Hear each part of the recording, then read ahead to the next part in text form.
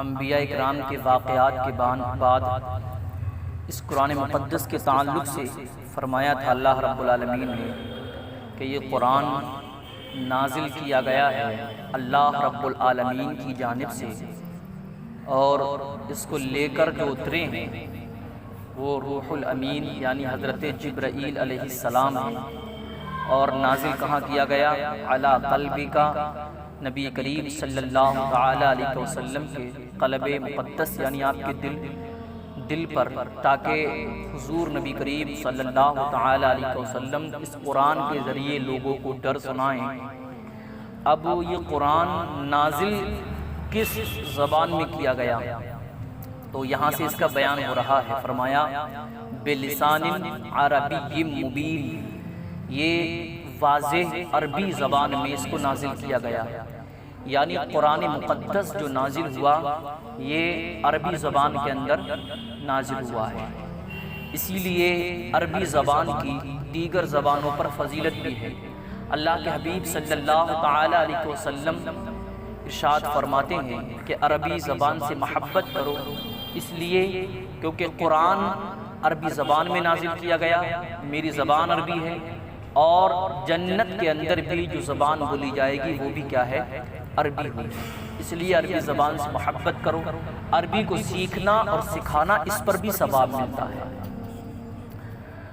وَإِنَّهُ لَفِي زُبُرِ الْأَوَّلِينَ، اور اس کا چرچا اگلی کتابوں میں بھی ہے۔ اَوَلَمْ يَكُنْ لَهُمْ آیَةً أَن يَعْلَمَهُ عُلَمَاءُ بَنِي إِسْرَائِیل، کیا ان کے لیے یہ نشانی نہیں ہے کہ بنی اسرائیل کے علماء ان کو جانتے ہیں، یعنی نبی کریم صلی اللہ تعالی علیہ وسلم کو بنی اسرائیل کے جو عالم ہیں، جو علماء ہیں، وہ جانتے تھے، اور جانتے اس طور پر تھے جب یہ آیت کریمہ نازل ہوئی تو کفار مکہ نے، جو ان کے بھروسے مند لوگ تھے، ان کے اعتماد کے قابل لوگ تھے، ان کو یہودیوں کے پاس بھیجا، مدینہ منورہ میں جو یثرب تھا پہلے، وہاں پر بھیجا، اور ان سے کہا کہ وہاں پر یہودیوں سے یہ پوچھنا کہ کیا تم کسی نبی کے بارے میں جانتے ہو؟ تمہاری کتابوں میں کیا اس کا کوئی ذکر ہے؟ تو جب یہ لوگ یہودیوں کے عالموں کے پاس پہنچے تو انہوں نے کہا یہی زمانہ تو اس نبی کے آنے کا ہے جس نبی کا ہم انتظار کر رہے ہیں۔ ہماری کتابوں میں ایک آخری نبی کا ذکر ملتا ہے کہ ایک آخری نبی پیدا ہوں گے، اور جو زمانہ بتایا گیا ہے، جو نشانیاں، جو علامتیں بتائی گئی ہیں، یہی وہ زمانہ ہے، یا تو وہ نبی عنقریب آنے والے ہیں جن کا ہم انتظار کر رہے ہیں۔ تو یہ لوگ واپس آئے تو اللہ پاک نے فرمایا کہ ان کے لیے کیا یہ علامت نہیں ہے کہ بنی اسرائیل کے علماء بھی جانتے ہیں کہ یہ نبی ہیں، یعنی عنقریب نبی کا ظہور ہونے والا ہے، اور مکہ کے کافر نبی کریم صلی اللہ تعالی علیہ وسلم کو جھٹلاتے تھے۔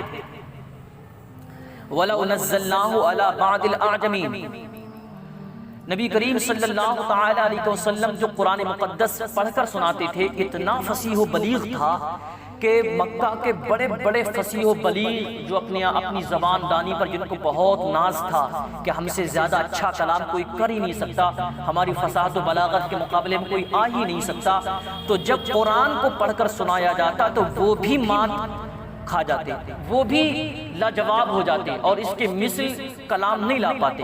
اسی لیے قرآن مقدس کے اندر جگہ جگہ ان کو چیلنج بھی کیا گیا کہ اگر تمہیں اس قرآن کے نازل ہونے میں شک ہے تو اس کی طرح تم بھی لے آؤ ایک کتاب۔ پھر جب وہ اس کی طرح اس کی مانند ایک کتاب نہ لا سکے تو فرمایا ایسا کرو 10 صورتیں بنا لاؤ۔ 10 صورتیں بھی نہیں لا سکے تو کہا ایک ہی صورت لے آؤ۔ ایک بھی صورت نہیں لائے تو کہا ایک آیت بھی لا کر دکھا دو۔ اس پر بھی وہ تمام فصیح و بلیغ قادر نہیں ہو سکے، اتنی طاقت و قوت ان کی زبان کے اندر نہیں تھی کہ اس کے جیسی ایک آیت بھی بنا دیں، جتنا فصیح و بلیغ یہ کلام مقدس تھا۔ تو وہ لوگ خود پاگل ہو گئے تھے کہ آخر اس کو کہیں کیا۔ کبھی تو اس کو جادو کہہ دیا کرتے تھے، پھر سوچتے تھے جادو تو ایسا نہیں ہوتا ہے، کیونکہ وہ دیکھتے تھے جادو کیسا ہوتا ہے، اس کی شکل جادو سے مختلف ہے، تو کہہ دیتے یہ شعر ہے، یہ شعر ہے۔ پھر کہتے تھے یہ شعر بھی نہیں ہے، اشعار بھی نہیں ہے، کیونکہ وہ جانتے تھے اشعار کیسے ہوتے ہیں۔ پھر وہ کہتے تھے یہ کہانت ہے، پھر وہ سوچتے تھے یہ کہانت بھی نہیں ہے، کیونکہ وہ کہانت کو بھی جانتے تھے۔ وہ پاگل ہو گئے تھے آخر اس کو کہیں تو کہیں کیا، کیونکہ انسان کا کلام تو تھا نہیں، وہ لاجواب ہو جاتے تھے۔ اعلیٰ حضرت فرماتے ہیں تیرے آگے یوں ہے لچے دبے فصحا عرب کے بڑے بڑے، تیرے آگے یوں ہے لچے دبے فصحا عرب کے بڑے بڑے، کوئی جانے منہ میں زباں نہیں بلکہ جسم میں جاں ہی نہیں۔ تو اللہ پاک نے فرمایا وَلَوْ نَزَّلْنَاهُ عَلَى بَعْضِ الْأَعْجَمِينَ، ان کو یہ لگتا ہے کہ یہ کلام مقدس جو نبی پڑھ کر سناتے ہیں اگر ان کے علاوہ کوئی اور سناتا تو ہم ایمان لے آتے۔ اللہ پاک نے فرمایا اگر ہم اس قرآن کو کسی اجمی شخص پر نازل کرتے، یعنی یہ تو اللہ کے حبیب صلی اللہ علیہ وسلم عربی ہیں، اگر عرب سے باہر کے جو لوگ ہوتے ہیں ان کو اجمی کہتے ہیں، جیسے ہم اور تم اجمی ہیں، ہمیں عربی نہیں آتی، اگرچہ ہم سیکھ بھی جائیں، جیسے کہ ہم نے پڑھا ہم سیکھ گئے عربی بولنا، بول بھی لیں گے سمجھ بھی لیں گے، لیکن پھر بھی ہم اجمی ہیں کیونکہ ہماری پیدائش جو عرب سے باہر ہے۔ تو جن کی پیدائشی زبان عربی ہوتی ہے ان کو عربی کہتے ہیں، اور جن کی پیدائشی زبان عربی کے علاوہ ہو چاہے کوئی سی زبان ہو اس کو اجمی کہتے ہیں۔ تو اللہ رب العالمین نے فرمایا اگر یہ قرآن ہم کسی اجمی پر بھی نازل کرتے تب بھی فَقَرَأَهُ عَلَيْهِمْ مَا كَانُوا بِهِ مُؤْمِنِينَ، اور وہ قرآن ان کو پڑھ کر سناتا تب بھی یہ لوگ ایمان لے کر نہیں آتے۔ کیوں؟ اصل میں ایمان نہ لانے کی ایک وجہ یہ ہے کہ یہ اناد کی بنیاد پر ایمان لے کر نہیں آتے، ان کے دل میں اناد بھرا ہوا ہے، بغض بھرا ہوا ہے نبی کریم صلی اللہ علیہ وسلم سے، تو اپنے بغض کی بنیاد پر، عناد کی بنیاد پر یہ ایمان لے کر نہیں آتے۔ اس سے پتہ چلا جب کسی کے دل میں بغض ہو کسی کے تعلق سے، اناد بھرا ہوا ہو، پھر آپ چاہیں کتنے بھی دلائل اس کو دے دیں، اپنی بات کو ثابت کرنے کے لیے کتنی ہی اچھے انداز میں اس کو بیان کریں، لیکن اس کے دل میں جو بغض ہوتا ہے، جو اناد ہوتا ہے، یہ بغض و اناد اس کو حق قبول نہیں کرنے دیتا ہے۔ حق قبول کرنے سے وہ اس بغض و اناد کی بنیاد پر محروم رہتا ہے۔ تو فرمایا کہ اگر ہم یہ قرآن کسی اجمی پر نازل کرتے اور وہ ان کو پڑھ کر سناتا ما کانوا بہ مؤمنین، پھر بھی یہ ایمان نہیں لاتے۔ کذالک سلکناہ فی قلوب المجرمین، اسی طریقے سے ہم نے ان کے دلوں کے اندر، مجرموں کے دلوں کے اندر جھوٹ پرو دیا، یعنی یہ جھٹلاتے ہیں تو ہم نے بھی ان کے دلوں کو اسی جانب پھیر دیا۔ جھٹلاؤ کتنا جھٹلاؤ گے تم، لا یؤمنون بہ حتی یروا العذاب العلیم، فرمایا اللہ رب العالمین نے، اور یہ لوگ ایمان قرآن پر نہیں لائیں گے، اللہ اور اس کے رسول کو نہیں مانیں گے، حتی یروا العذاب العلیم، یہاں تک کہ یہ دردناک عذاب دیکھیں۔ جب تک یہ اپنی آنکھوں سے عذاب نہیں دیکھ لیں گے، قبر کا عذاب یا جہنم کا عذاب یا اجتماعی عذاب، جب تک عذاب کو یہ دیکھ نہیں لیں گے تب تک یہ ایمان لانے والے نہیں۔ جب عذاب دیکھیں گے تب اس وقت مانیں گے کہ ہاں قرآن سچا ہے، اسلام سچا ہے اور رسول سچے ہیں۔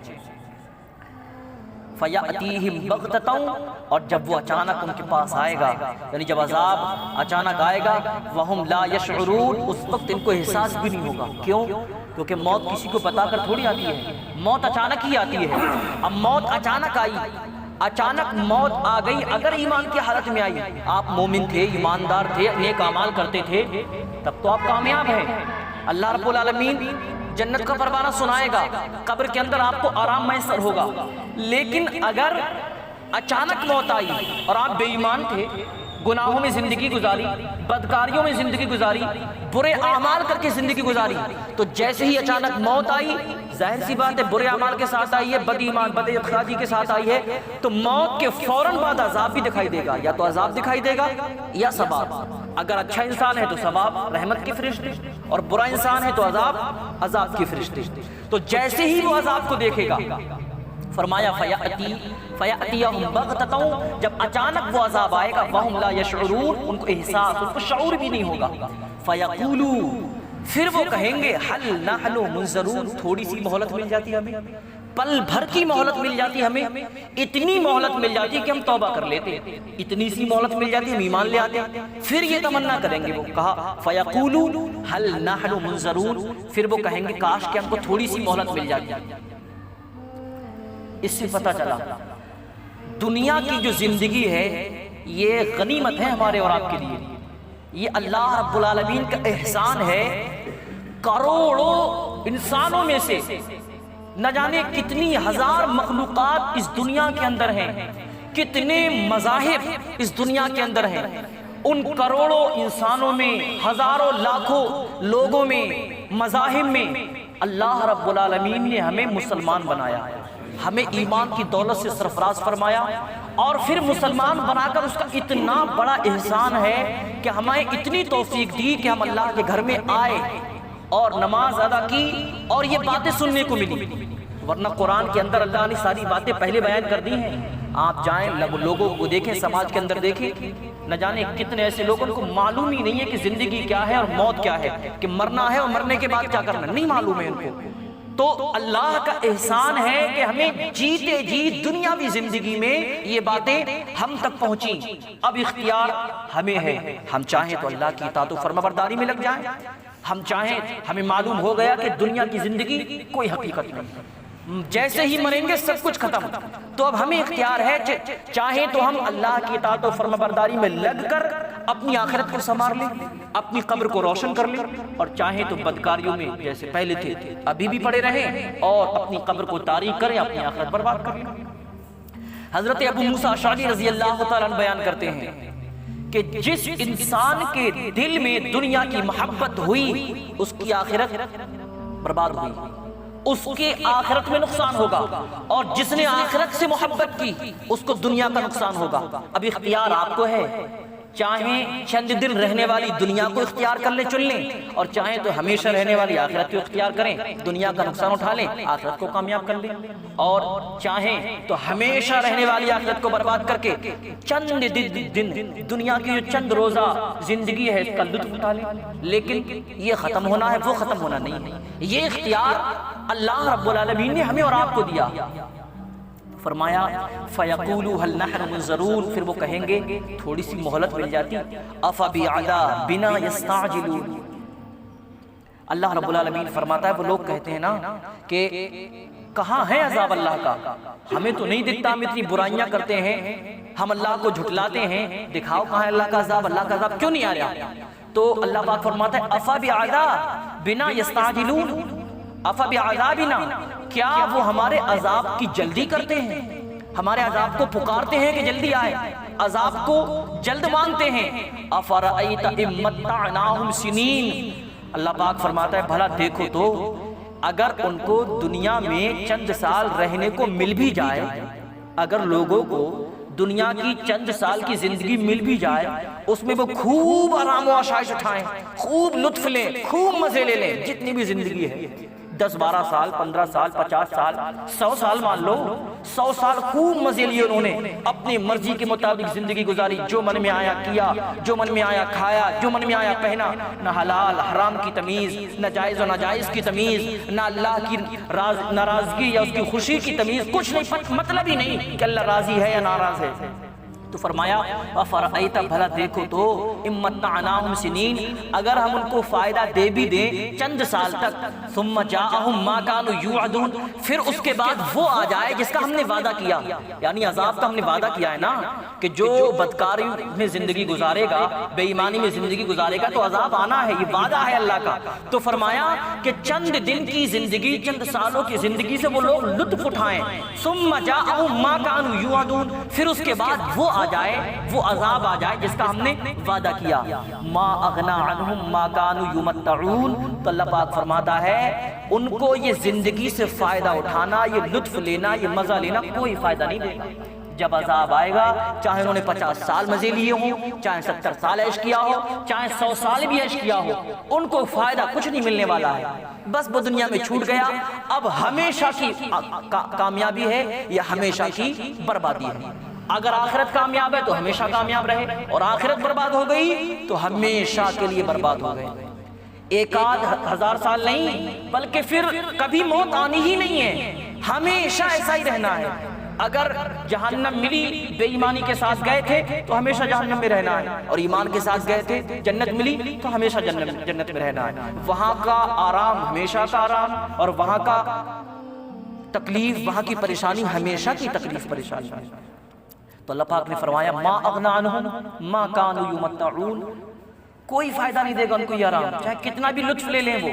وما اہلکنا من قریۃ الا لها منذرون، پھر اللہ پاک فرماتا ہے ہم کسی بستی کو یوں ہی ہلاک نہیں کرتے ہم نے کسی بھی بستی کو ہلاک یوں ہی نہیں کیا جب تک کہ ڈر سنانے والوں کو بھیج نہیں دیا.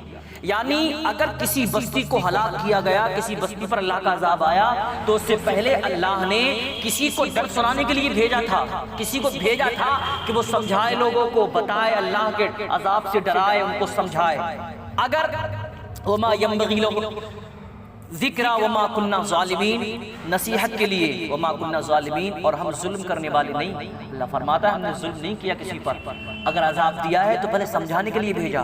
قوم لوط پر عذاب آیا، پہلے حضرت لوط کو بھیجا تھا لوگوں کو سمجھانے کے لیے. قوم نوح پر طوفان نوح آیا، پہلے حضرت نوح آئے تھے سمجھانے کے لیے، 950 سال تک سمجھایا تھا. قوم صالح پر عذاب آیا، حضرت صالح علیہ السلام آئے تھے سمجھانے کے لیے. اصحاب الایکہ پر عذاب آیا، حضرت شعیب علیہ السلام سمجھانے کے لیے آئے تھے.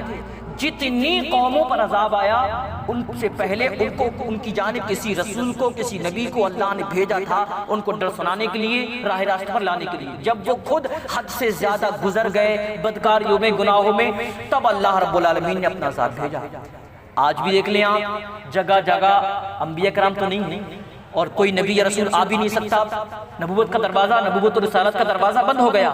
لیکن اللہ رب العالمین نے اپنے پیارے حبیب صلی اللہ تعالی علیہ وسلم انبیاء کرام کے وارثین جن کو قرار دیا، وہ علماء کو قرار دیا. اور جو کام انبیاء کیا کرتے تھے، یعنی لوگوں کو سمجھانا، دعوت و تبلیغ کرنا، راہ راست پر لانا، اب یہ کام علماء کے ذمہ ہے. کہیں نہ کہیں دنیا کے اندر ہر گوشے میں علماء موجود ہیں اور وہ کام کر رہے ہیں، دین کا لوگوں کو بتا رہے ہیں. باقی لوگوں کی مرضی ہے. جیسے انبیاء کرام کو جھٹلایا گیا تھا تو علماء کی کیا حیثیت ہے؟ لوگ علماء کو جھٹلا رہے ہیں، نہیں مانتے ہیں بات. یہ تو کام صرف علماء کے ذمے پہنچانا ہے، دین کی تبلیغ کرنا. واقعی ہونا کیا ہے، عذاب آنا ہے یا ثواب آنا ہے، یہ اللہ کے ذمے کرم پر ہے اور آپ کے اعمال کی نتیجہ ہوگا جو بھی ہو. وما تنزلت به الشیاطین، پھر یہ کہتے تھے کفار مکہ کہ ان پر شیطان نازل ہوتا ہے معاذ اللہ، حضور پر. کیونکہ کاہن جو تھے، یہ جادوگر جو ہوتے ہیں، جو غیب کی خبریں بتاتے ہیں، جاتے ہیں نا لوگ فال کھلوانے کے لیے، کہ پہلے بھی لوگ فال کھلوانے جاتے تھے تو ان کے پاس جاتے تھے تو ان کے پاس شیطان آتے تھے. اور شیطان آتے کس طریقے سے تھے؟ شیاطین جو تھے یہ آسمان میں گردش کرتے ہیں، فرشتے آپس میں باتیں کرتے ہیں. یہ شیاطین انہوں کی باتیں سنی اور کچھ باتیں اپنے پاس سے ملائیں اور لا کر ان کے کانوں میں ڈال دی. اب انہوں نے 10 باتیں بتائیں تو 10 میں سے 2 صحیح بھی ہو جاتی تھی اور 8 جھوٹ بھی ہو جاتی تھی. لیکن جب اللہ کے حبیب صلی اللہ علیہ وسلم کی پیدائش ہوئی، آپ اس دنیا کے اندر تشریف لائے، تو شیاطین کا آسمان میں جانا بند ہو گیا. اب اگر کوئی شیطان اوپر اڑنا چاہتا ہے ان باتوں کو سننے کے لیے فرشتوں کی، تو اللہ رب العالمین نے حفاظت کے لیے فرشتے رکھے ہیں، شہاب ثاقب جن کو بولتے ہیں. یعنی ایک کوڑا ہے، اس سے ان شیاطین کی مار لگائی جاتی ہے. کبھی کبھی ہم آسمان میں دیکھتے ہیں تارا ٹوٹتا ہوا نظر آتا ہے، تو اصل میں وہ فرشتے جو ہوتے ہیں کوڑا مارتے ہیں، جس کی بنیاد پر وہ شیاطین بھاگتا ہے، چنگاری نکلتی ہے، تو ہم کو ایک تارے کی مانند نظر آتا ہے. تو اب شیاطین ان کی باتیں نہیں سن سکتے. تو کفار مکہ یہ کہتے تھے کہ ان کے پاس بھی ہمیں جو ایسی ایسی باتیں بتا رہے ہیں، کبھی کہیں کی بات بتاتے ہیں، کبھی کہیں کی بتاتے ہیں، ان کے پاس بھی شیطان آتے ہوں گے اور وہ معاذ اللہ ان کو بتاتے ہوں گے، یہی باتیں ہم کو بتاتے ہیں. تو اللہ رب العالمین نے فرمایا وما تنزلت به الشیاطین، شیطان ان کے پاس نہیں آتے ہیں. وما ينبغي لهم وما يستطيعون، اور ان کی اتنی ہمت بھی نہیں ہے، ان کی اتنی استعداد بھی نہیں ہے کہ شیطان آ جائیں. انہم من السمع لمعزولون، اس لیے کہ اللہ کے فرشتے جو باتیں کرتے ہیں، اللہ جو احکام کو بھیجتا ہے، تو ان جگہوں پر اب شیطان نہیں پہنچ سکتے. ان جگہوں سے شیطانوں کو بھگا دیا گیا، دور کر دیا گیا ہے. فلا تدع مع اللہ الہا آخر فتکون من المعذبین.